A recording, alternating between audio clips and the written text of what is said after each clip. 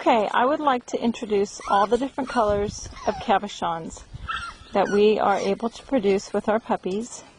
A lot of times people don't know what I'm talking about when I say Blenheim or I say sable or sable and white. And I realize that right now I have an example of pretty much every color that we produce. Not always at the same time, but this gives a really good idea of the different choices. And I have a great idea of how to get all these different colors. So I'll introduce them one at a time. This one right here, that's a sable and white puppy. The sable is a brown color. And so when it's sable and white, they have that brown color, but they also have white on their bodies, and it varies as to how much sable that they have. This color of puppy does tend to lighten up just a little bit as they get older, but they do hold their color really well. The one that he's sniffing, that one right there, is a solid sable puppy, and those ones hold their color pretty well. They're a nice rich light brown with kind of a black swirl to the coat. So that's a solid sable. Then this one here is a Blenheim. He's an apricot and white puppy. And the Blenheim is the color that comes from the Cavalier. The red and white Cavaliers are called Blenheim. So when you breed that to a, he's going potty.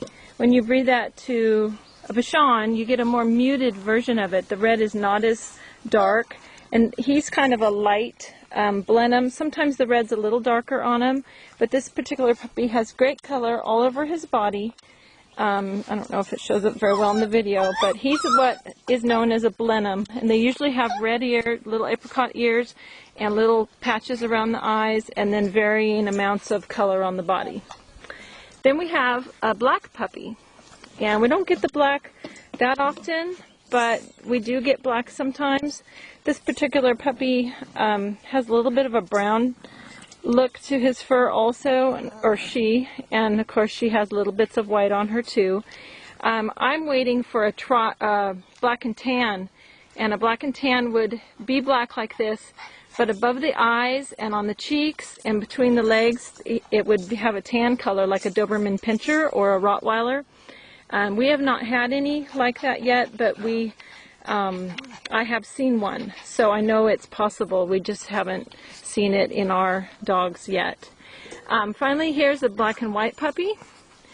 Again, the black and white sometimes is just black and white, and other times they'll have the tan points above the eyes and on the cheeks and between the legs, and that would be a true tricolor. This particular puppy is just simply a black and white puppy without the tan points. But it gives you an idea. We don't get the black and white all that often. They're more rare. The color that we get the most is, of course, the Blenheim. And then we've gotten quite a few sable and whites and quite a few of the red. And this one here, finally, is red. This one is a light red puppy. Come here. Come here. He's actually not quite as dark as some of our other reds have been, but he's a solid red. These guys do lighten up as they get older, but they stay a really nice kind of maybe champagne light red color, and really pretty as they grow older. All of them look great as they grow older. So, hey, don't do that. No, can't do that. So these are all Cavachons, an example of all the different colors that we have right now, and hopefully this will help people know when I'm saying sable or red or black and white or tri or, you know, Blenheim. This will help people know and see all the different choices that there are for Cavachon puppies. Okay, I'm going to sign out, say goodbye. Bye, puppies.